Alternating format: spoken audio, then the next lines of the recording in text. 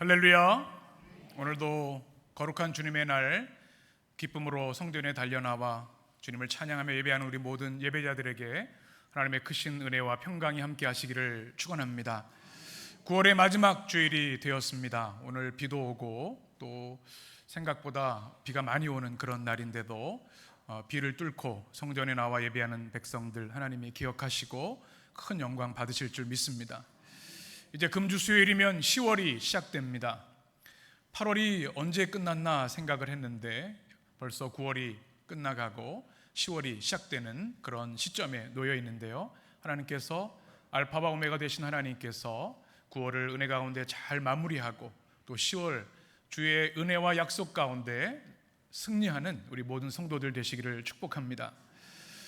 추석이 다가오고 있습니다. 마음이 많이 분주하실 것이라 생각이 됩니다. 또 부모님들, 가족들 만날 기대도 있지만 또 먼 거리 다녀와야 하는 그런 부담도 있으실 텐데요, 하나님께서 우리 성도들의 삶을 또 가정을 지켜주시고 또 오가는 길을 안전하게 지켜주시고 또 모든 가정 가운데 하나님의 샬롬을 주셔서 행복한 명절 또 은혜의 시간들 되시기를 축복합니다. 오늘 말씀은 이런 질문으로 시작해 보려고 합니다. 여러분의 인생에 꼭 이루고 싶었던 꿈이 있는데 이루지 못한 그런 꿈이 있으신지 모르겠습니다.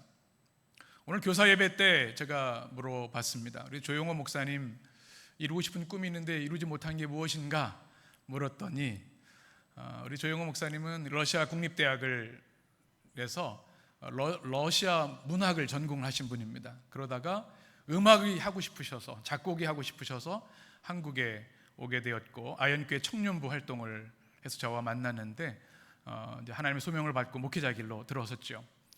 음악을 좋아해서 한국으로 돌아왔는데 열심히 연습도 하고 레슨도 받고 했지만 하나님의 부르심 때문에 그 꿈을 이루지 못한 것에 대한 이야기를 나눴습니다.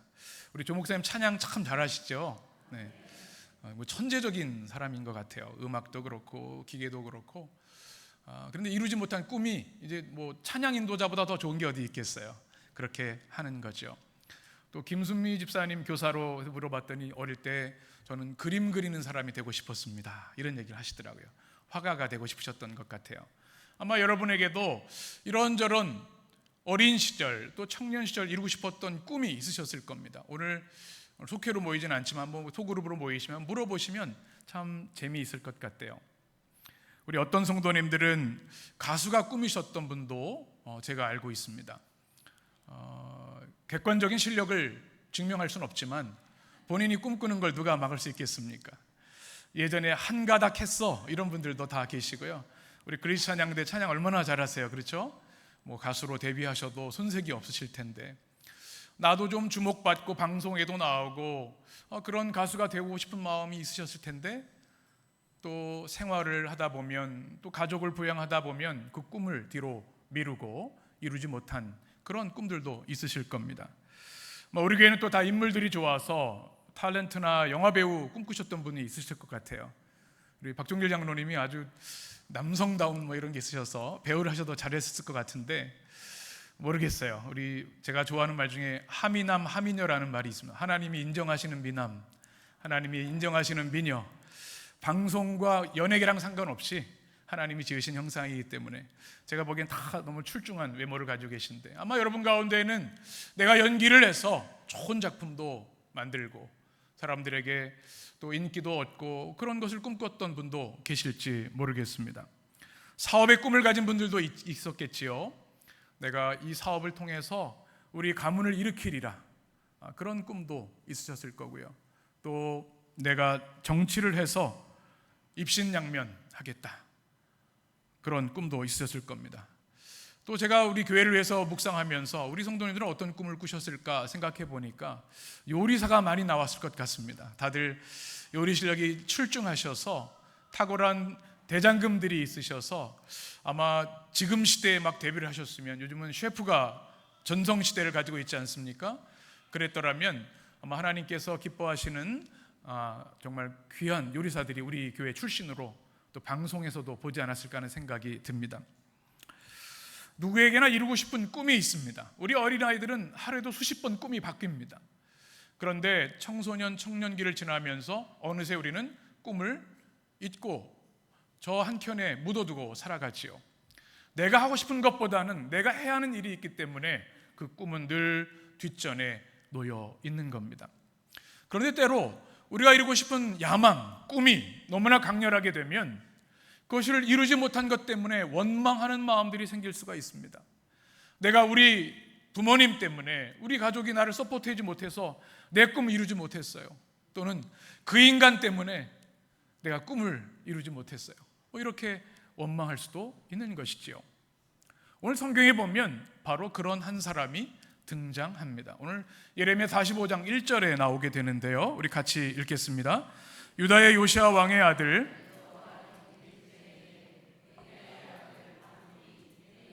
불러주는 대로 이 모든 말을 그때 선지자 예레미야가 그에게 말하여 이르되 아멘.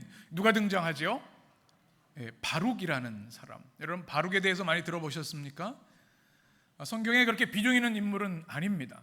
예레미야를 모르는 사람은 없습니다. 크리스천이 아닌 분들도 예레미야를 압니다. 그런데 바룩 누구지? 이런 생각이 들 정도로 존재감이 있는 그런 사람은 아닙니다.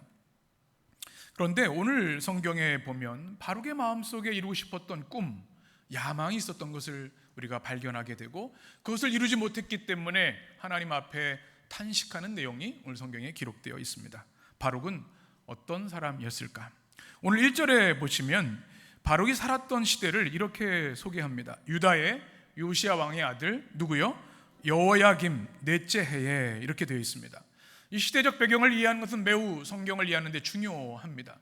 요시야 왕을 여러분 잘 아시죠? 사사시대 이후에 성경이 평가하는 가장 신실한 왕 중에 한 사람입니다. 성전을 수리하다가 하나님의 율법을 발견하게 되고 그 말씀을 읽게 하여 듣게 됩니다.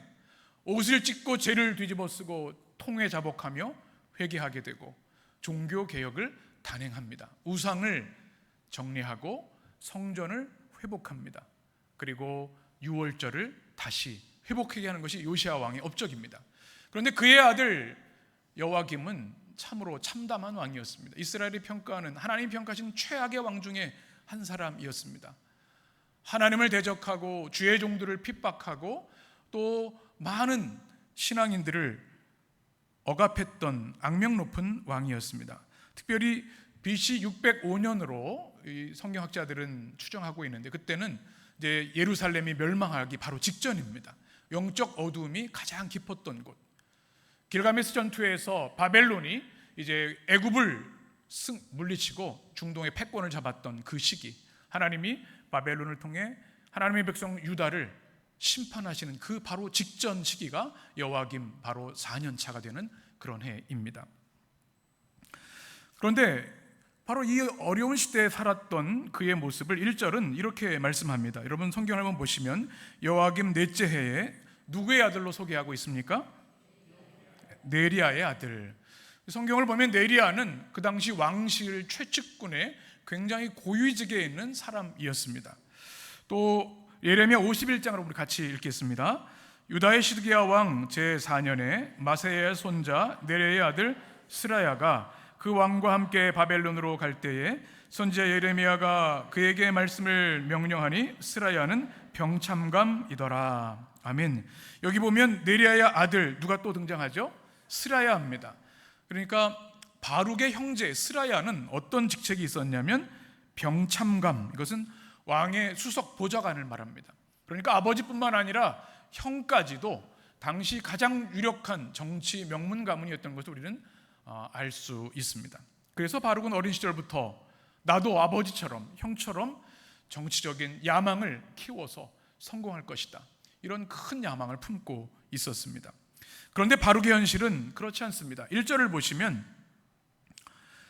바룩이 예레미야가 불러주는 대로 이 모든 말을 어디에 기록했어요? 책에 기록하니라. 그때 선지자 예레미야가 그에게 말하여 이르되, 이렇게 말씀합니다. 바룩이 정치적 야망을 가지고 있었지만 그의 현실은 선지자 예레미야의 대피를 하는 사람, 우리는 서기관 이렇게 얘기를 합니다. 이 서기관 일은 참 고되고 힘든 일이었습니다. 당시 가장 최고의 전문가, 학식가였지만 그의 하는 일들은 오늘처럼 우리가 종이에 노트에 기록하는 것이 아니라 파피루스나 양피지에 말씀을 기록하는 겁니다. 우리 성경 필사하시는 우리 분들도 많이 계신데 이 양피지에 쓰는 것이 얼마나 어려운 줄 몰라요. 예레미야가 하나님의 말씀을 받아서 말씀을 하면 바로 이것을 기록하는 겁니다. 사진을 한번 보시면 이 파피루스 또 양피지를 보시면 이것이 그렇게 기록하는 것이 만만치 않은 일입니다. 그리고 그가 기록한 것을 성경에 보면 이 모든 말 이렇게 되어 있습니다. 예레미야가 불러주는 모든 말, 하나님이 유다에게 주신 심판의 메시지를 그는 기록했던 겁니다. 이것이 무엇을 의미하는 것일까요? 우리가 지난주 나눈 것처럼 예레미야는 인기가 없는 선지자였습니다. 다 그를 죽이려고 혈안이 되어 있던 사람입니다. 하나님의 말씀을 대언함에도 불구하고 그것이 유다의 죄악상을 고발하고 하나님의 심판이 반드시 임할 것이라는 메시지였기 때문에 그의 고향 사람들조차도 예레미야를 죽이려고 했습니다. 그런데 그의 서기관이 되었다니까 이거 얼마나 위험천만한 일입니까? 그래서 우리는 지난주 예레미야 15장의 말씀을 기억하죠. 어머니를 원망합니다. 왜 저를 낳으셔서 모든 사람이 나에게 싸움을 걸고 나를 죽이려 합니까? 차라리 낳지 마시지요. 그러면서 하나님에게도 원망하는 예레미야를 기억합니다. 그의 40년의 사역 모든 기간 그는 매를 맞았고 집단 구타를 당했고 감옥과 토굴에서 대부분의 인생을 보냈습니다. 그런데 그의 서기관이라니요, 왕의 서기관이나 정치적인 힘이 있는 유력한 사람의 서기관이었으면 좋았을 텐데 왕의 눈밖에 난 지명수배받은 예레미야의 서기관이라니요, 아마 바룩의 마음은 참으로 괴로웠을 것입니다. 그가 꿈꾸던 정치적 야망이 물거품이 되는 그런 순간입니다. 만약 여러분이 바룩이라고 한다면 어떠셨을까요? 이거 내가 바라던 인생이 아닌데, 나는 우리 아버지처럼 형처럼 정치적으로 입심양면하고 싶은데, 큰 권력을 갖고 사람들의 존경을 받고 싶은데 내가 어쩌다 지금 하나님의 종 예레미야의 종이 비서가 되고 서기관이 되었는가? 선지자 중에도 좀 인기 있는 왕실에서 좋아하는 출세할 수 있는 그런 길이면 좋을 텐데 왕실 눈에 밖에 난 예레미야의 서기관이 되다니 내 인생 이제 끝났구나, 이런 마음을 바룩은 가졌을 겁니다. 그런데 오늘 2절의 말씀을 보면 바로 그런 바룩에게 주님이 말씀하십니다. 우리 2절을 같이 읽겠습니다. 바룩아, 이스라엘의 하나님 여호와께서 아멘. 이게 놀라운 축복의 말씀입니다. 뭐라고 말씀하세요? 예레미야에게 이 말을 바룩에게 전해야 된다 말씀하셔. 바룩아, 이렇게 말씀합니다. 저는 이 말씀을 묵상하는데 이 떨림과 전율이 있었습니다. 아니, 하나님께서 그 유명한 다윗과 위대한 왕들을 기억하시는 것은 이해가 되는데 예레미야도 아니고 그저 무명의 한 서기관을 기억하시고 그 이름을 부르시는 하나님, 얼마나 감격스러운가. 그 성경에 그 이름이 기록되어서 오늘 우리에게도 전해지는 겁니다. 만약에 여러분의 이름이 성경에 기록되어서 누구누구야, 우리 이영영 장로님이라면 용영아, 하나님이 딱 여호와의 말씀이 내게 이르니라 말씀하시면 어떨까요? 아마 이 부분을 복사해가지고 미국에 있는 자녀들 보내고 막 가문의 영광으로 산 거예요. 하나님의 말씀에 내 이름이 기록되어 있고 하나님이 나를 기억하신다. 얼마나 큰 위로와 축복의 사건입니까? 제가 예전에 서대문 지방에서 목회를 할 때, 서대문 지방은 사경회로 유명합니다. 일주일 월요일부터 금요일까지 1년 차부터 5년 차 같이 계속 반복해서 말씀을 공부하는데 한 1200명 정도가 모입니다. 평일임에도 불구하고. 그런데 25년을 그거를 계속해서 꾸준히 하면 성경 박사상을 줍니다. 그래서 지방 회의록에 그 이름이 다 기록되고 선물도 받아요. 그러면 그걸 그냥 가지고 영광스러워하는 그런 분들을 본 기억이 있습니다. 제가 목회했던 이 아현교회는 당회 때마다 성경 통독자 이름을 당회록에 기억을 합니다. 보통 한 30독 이상 하셔야 한 1등, 2등 막 하세요. 30독, 25독. 그리고 성경 통독한 이름을 다 기억하면 그거를 가장 큰 영광으로 여기는 분들, 지금도 그 얼굴이 선합니다. 우리의 이름이 세상에 알려지는 것, 그것보다 하나님이 기억하시고 그 이름을 축복하신다면 그보다 큰 축복이 어디 있을까요? 무명의 사람이었고 늘 선지자 예레미야 때문에 살해 위협을 받는 사람이었지만 성경은 하나님의 음성을 들려줍니다. 바룩을 기억하시고 그 이름을 불러주시는 주님의 모습. 우리는 때로 세상이 몰라주는 것 때문에 가슴이 아프고 억울한 마음이 들기도 합니다. 내가 이렇게 열심히 사는데, 내가 이렇게 주님을 위해 헌신하는데 아무도 알아주지 않다니. 그렇지 않습니다. 하나님은 반드시 기억하시고 여러분의 이름을 부르십니다. 사랑하는 누구누구야, 내가 너를 기억하고 축복하노라. 이 말씀이 여러분의 귀에 가슴에 새겨지게 되기를 축원합니다. 오늘 3절에 이제 주님은 바룩에 대한 응답의 메시지를 주십니다. 우리 3절 같이 읽습니다. 내가 일찍이 말하기를 화로다.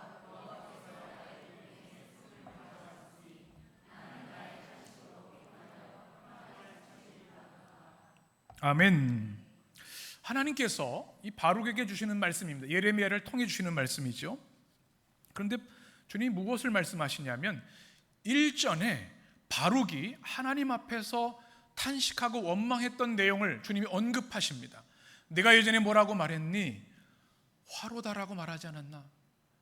바룩의 말을 주님은 다시 상기시키고 있는 겁니다. 이 화로다는 말이 이런 뜻입니다.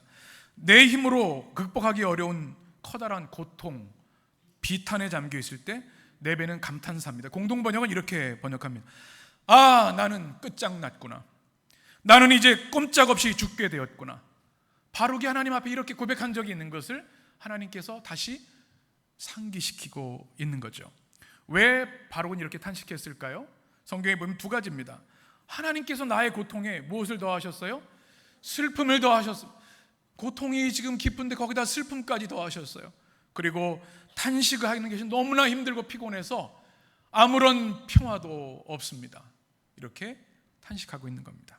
왜 바룩이 이렇게 탄식했을까요? 왜 하나님을 원망하는 것일까요? 첫 번째는 유다의 멸망 때문이었습니다. 예레미야에게 주셨던 말씀을 그는 대필 하면서 하나님께서 유다 백성을 향한 이 엄중하고 무서운 심판의 메시지를 알게 되었습니다. 여러분, 조국의 패망은 모든 국민에게 말할 수 없는 고통과 수치이죠. 우리도 일제 침략기에 그 고통을 경험을 했습니다. 한 사람 한 가문이 아니라 전 국민이 참혹한 비극에 빠지는 일이죠. 자기 말도 잃어버리고 문화도 빼앗기고 성씨도 빼앗깁니다. 분여자들이 성적 착취물이 되고 모든 가산이 불타버리고 아무런 주권도 자유도 없는 그 침략의 상태, 그것을 우리도 경험했는데 지금 바룩이 이 유다의 임박한 멸망 때문에 절망하고 있는 겁니다. 하나님의 심판을 알겠는데 내 조국이 이렇게 되다니요. 원망하고 탄식하는 마음이 있었던 겁니다. 이뿐이 아닙니다. 더 참담한 것은 36장을 보아야 합니다. 우리 36장을 제가 앉아 여러분의 앉아 교독합니다. 예레미야가 바룩에게 명령하여 이르되 나는 붙잡혔으므로 여호와의 집에 들어갈 수 없으니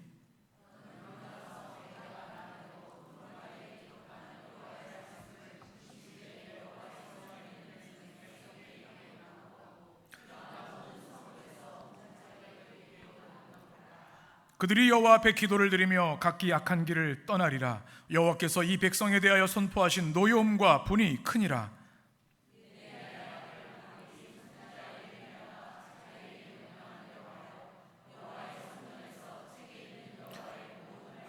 낭독하니라. 아멘. 무슨 말씀입니까? 오늘 우리가 읽은 예레미야 45장의 배경이 바로 이 36장의 내용입니다. 예레미야가 감금이 되었습니다. 그래서 하나님의 말씀을 선포해야 되는데 그럴 수 없으니까 서기관이었던 바룩에게 명령하는 겁니다. 너는 이 두루마리 말씀, 하나님의 말씀을 가지고 가서 어디에서요? 성전에 있는 백성들에게 그 귀에 이 말씀을 낭독해라. 마을에 있는 백성들이 하나님의 심판의 메시지를 듣도록 하라. 그리고 이어지는 말씀, 궁정에 가서도 그 말씀을 낭독하게 됩니다.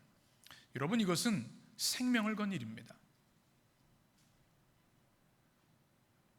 예레미야를 지금 감옥에 가둬두고 있고 그를 죽이려고 하는데 그 말씀을 성전에서 궁전에서 읽는다고 하는 것, 그것은 자기 죽음을 담보한 겁니다. 그럼에도 불구하고 서기관 바룩은 예레미야 말에 순종합니다.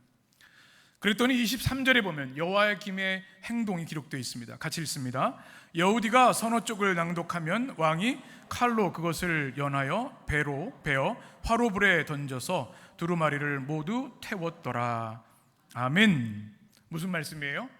이 완악한 왕 여호야김이 바룩이 기록한 이 말씀을 읽을 때 어떻게 했어요? 칼로 말씀을 갈기갈기 찢은 겁니다. 화로불에 던져서 완전히 태워버리는 겁니다. 소각한 겁니다. 있을 수 없는 일이죠. 이스라엘은 하나님 택하신 선민 백성이고 신정국가입니다. 왕은 하나님을 대리한 하나님의 도구일 뿐이지 그가 하나님이 될 수 없는데, 신정국가 이스라엘의 왕이 하나님의 말씀을, 어미하신 말씀을 칼로 조각내서 불에 태우다니요, 있을 수 없는 일이죠. 이것을 지금 바룩이 목격한 겁니다. 하나님, 이 나라가 멸망당하는 것은 이해가 되는데 하나님의 이 어미하신 말씀이 불에 타버리다니요, 그 마음속에 말할 수 없는 탄식이 있었을 겁니다. 하나님을 두려워하지는 않는 사람이 얼마나 악마화될 수 있는지를 이 말씀은 보여줍니다. 이뿐만 아니라 바룩은 또 한 가지 좌절이 있었습니다. 정치적 야망이 이제는 끝난 겁니다. 그가 낭독한 말씀을 여호야김 왕이 들었고 그로 인해 그 성경을 찢어서 불에 태웠으니 이제 바룩도 생명을 부지하기 어렵습니다. 정치적 야망은 물 건너갔고 생명을 보존하기도 어려운 상황이 된 겁니다. 그래서 그는 슬퍼하며 하나님, 제 고통 가운데 슬픔을 더하셨습니다. 내 탄식, 그것으로 인해 제 평화가 다 사라졌습니다. 이렇게 원망하고 있는 것이죠. 그때 하나님께서 이렇게 응답하십니다. 하나님의 응답은 아주 명확합니다. 우리 자막을 보고 같이 읽겠습니다. 나 여호와가 통치한다. 4절 말씀을 읽습니다. 너는 그에게 이르라, 여호와께서 이와 같이 말씀하시기를, 보라, 나는 내가 세운 것을 헐기도 하며 내가 심은 것을 뽑기도 하나니 온 땅에 그리 하겠거늘. 아멘. 무슨 말씀입니까?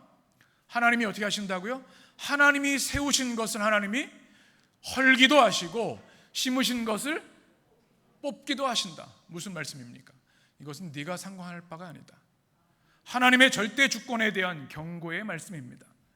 예레미야도 3번이나 하나님, 유다의 멸망을 거두어 주십시오 중보기도 했지만 하나님은 아니다, 내가 므낫세에 이미 심판하기로 결정했다. 모세가 와도 사물이 와도 돌이킬 수 없다 말씀하셨죠.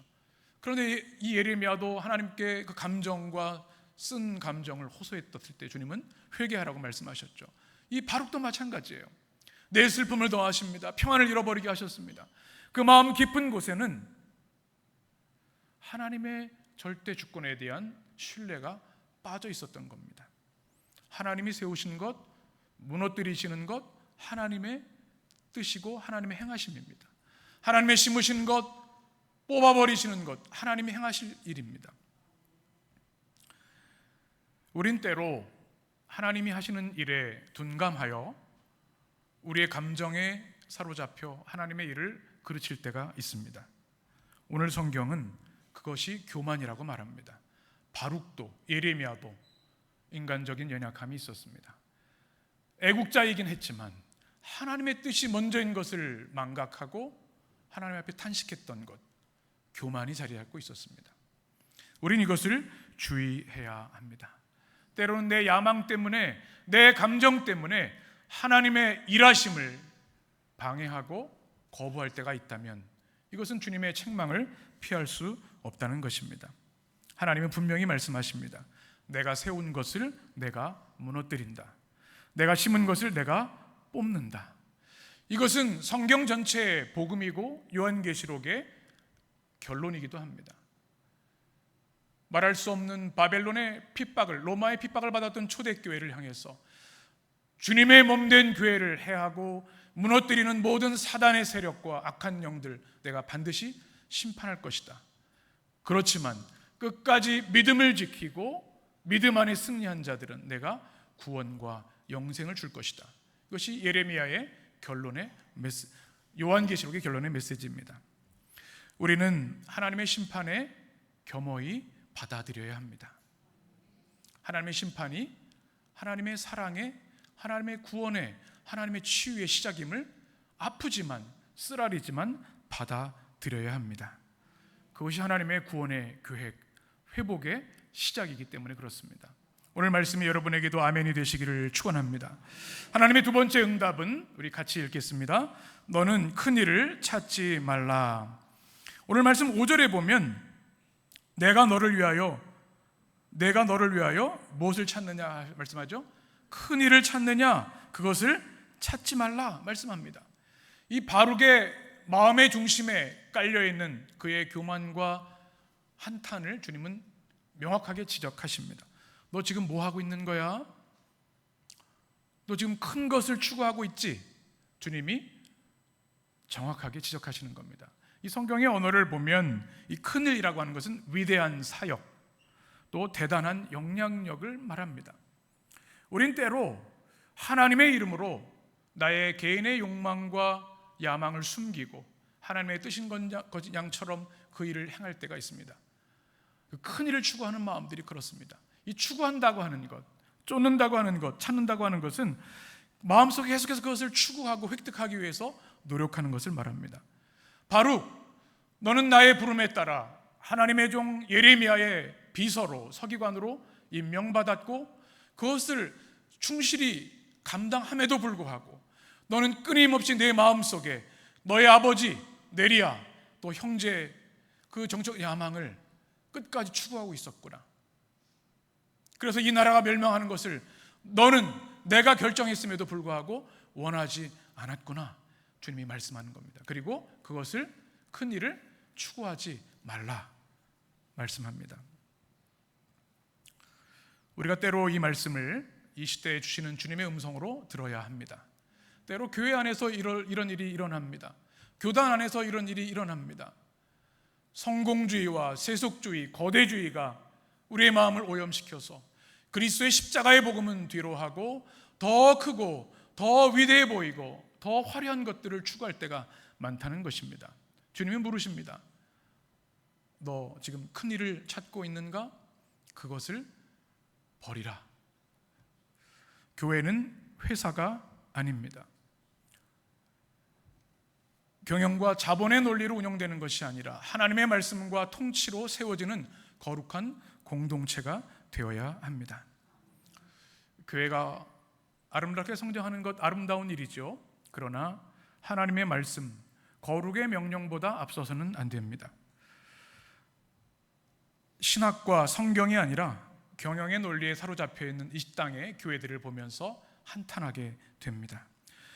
심지어 하나님의 이름으로 정치, 또 자기 이득을 위해 분열하는 이 시대 교회들을 보면서 가슴 아프게 생각합니다. 오늘 주님은 우리에게 말씀합니다. 큰 일을 쫓고 있는가? 그것마저도 십자가 앞에 내려놓으라.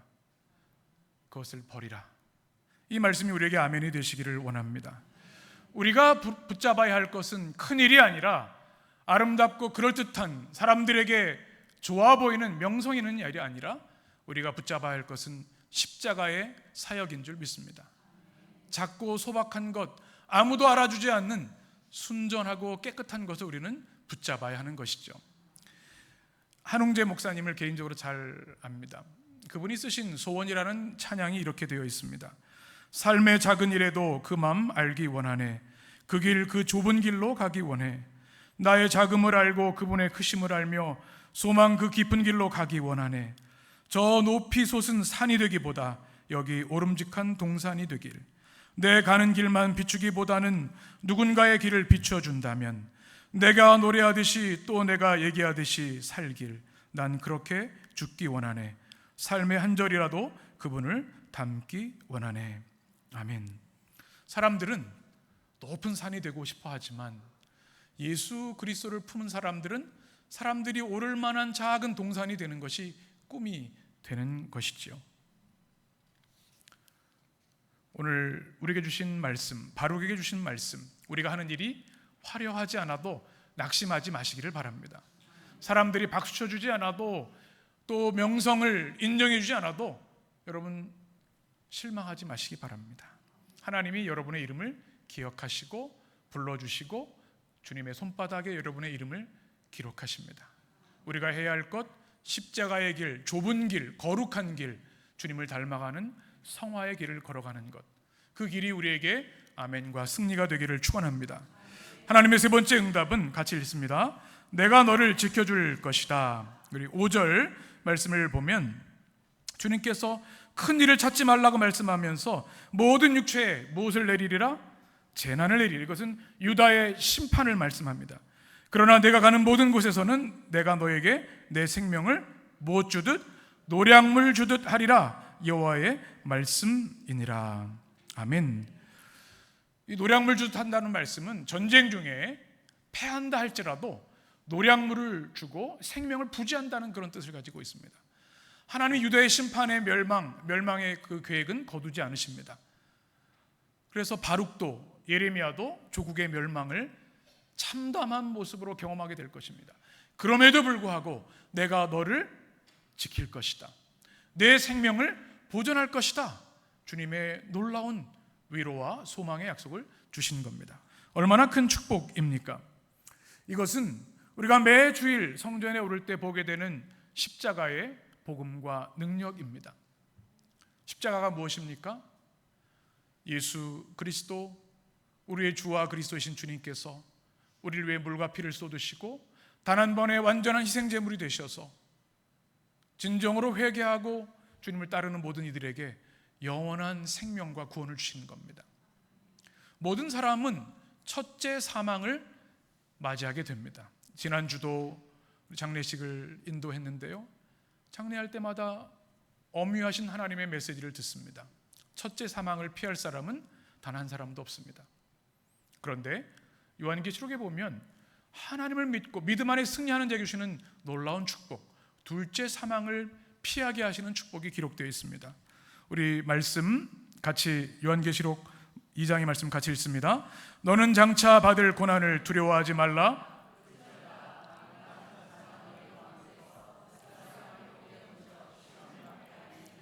너희가 10일 동안 환난을 받으리라. 내가 죽도록 충성하라. 그리하면 내가 생명의 관을 내게 주리라.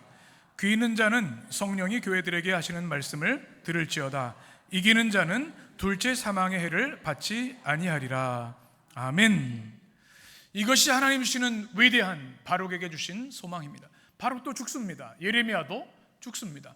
우리도 죽습니다. 그러나 환난과 시험 가운데도 주님을 믿는 믿음을 포기하지 않고 끝까지 믿음으로 승리하여 이기는 자에게는 둘째 사망이 이르지 않고 영원한 영생과 천국의 축복을 주신다는 말씀, 이것이 십자가의 복음이고 주님의 보혈을 우리가 영원토록 찬양하는 이유인 줄 믿습니다. 하나님은 반드시 악인들, 사단의 역사를 괴멸하시고 심판하십니다. 그러나 하나님의 백성들, 믿음 안에 굳건히 서서 끝내 믿음으로 승리하는 백성들은 기억하시고 보호하시고 축복해 주십니다. 이 아름다운 주님의 복음이 여러분에게 아멘이 되시기를 축원합니다. 오늘 말씀은 우리에게 선명한 메시지를 줍니다. 우리에게 준 첫 번째 말씀은 하나님께서 여러분의 이름, 우리의 이름을 기억하신다는 겁니다. 여러분, 이것이 여러분에게 믿어지고 아멘이 되시고 찬양이 되시기를 바랍니다. 보이지 않는 곳에서 묵묵히 주님을 위해, 교회를 위해 헌신하는 많은 성도들이 계십니다. 지금 이 순간에도 전 세계에 목숨을 걸고 복음을 전하는 선교사님들도 계십니다.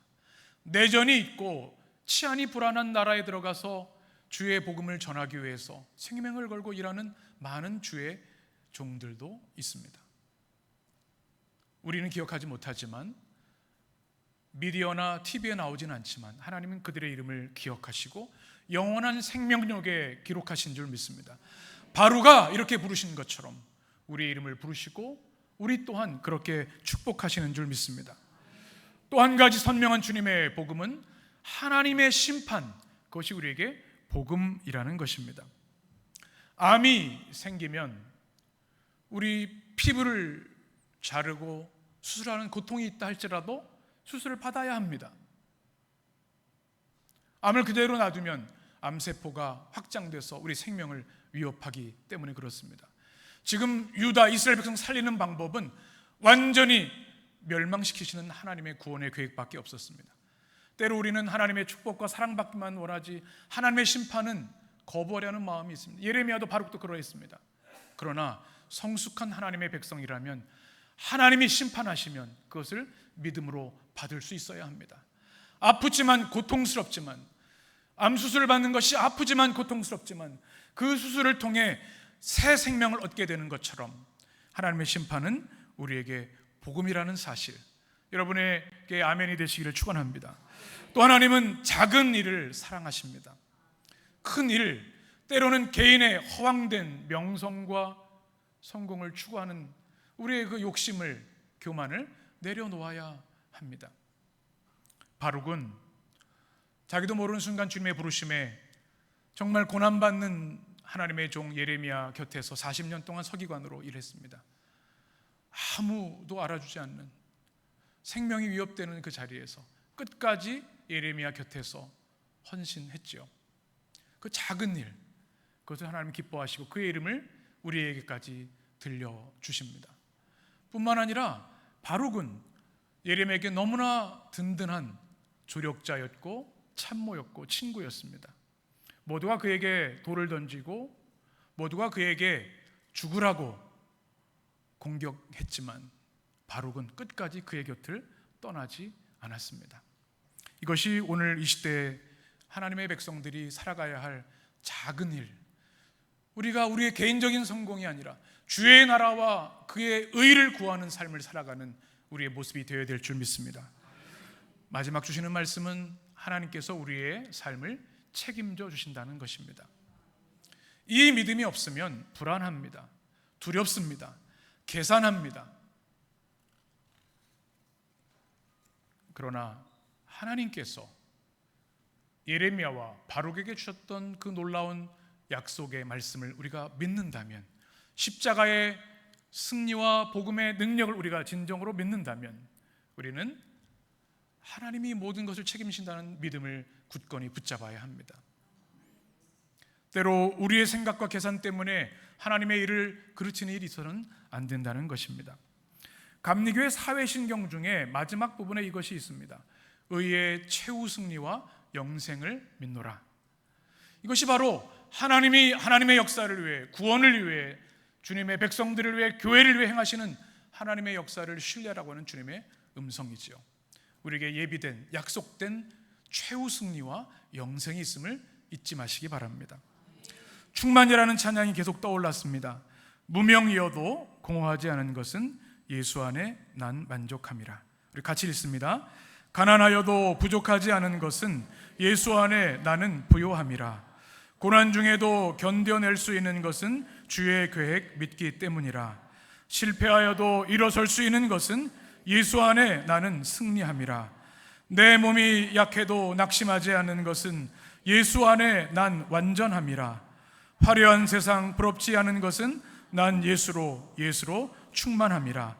난 예수로 충만하네. 영원한 왕 내 안에 살아 계시네. 기도하겠습니다. 살아계신 하나님, 우리도 바룩처럼 우리 마음속에 타오르는 꿈과 야망이 있었습니다. 그 꿈은 좌절되고 실망할 때도 있습니다. 그러나 오늘 주신 말씀, 눈을 열어 하나님의 거대한 구원의 역사를 보라고 말씀하십니다. 유다가 멸망하는 것이 그 백성에게 축복임을 하나님은 아셨기에 그 심판을 거두지 않으시고 그 일을 이루어 가셨습니다. 하나님, 바룩의 꿈이 좌절된 것 같았지만 사실 영혼의 눈으로, 하나님의 눈으로 보실 때 세상 성공, 정치의 성공과는 비교할 수 없는 하나님 나라의 위대한 이름으로 바룩아 그의 이름을 부르시고 기록하신 진정한 승리의 사람이 되었습니다. 우리도 좌절된 꿈과 야망으로 실망하지 않게 하여 주옵소서. 하나님의 꿈이 우리의 비전이 되게 하시고 예수님의 성품이 우리의 인격이 되게 하시고 성령님의 능력이 우리 모든 성도들과 교회의 능력이 되게 하여 주시옵소서. 그래야 우리 개인의 야망과 성공의 꿈이 아니라 오직 하나님의 나라와 주의 영광을 위해 꿈꾸는 거룩한 주의 백성들, 그로 인하여 거룩한 꿈, 행복한 주님의 교회 성도들 되게 하여 주옵소서. 예수님의 이름으로 기도합니다. 아멘.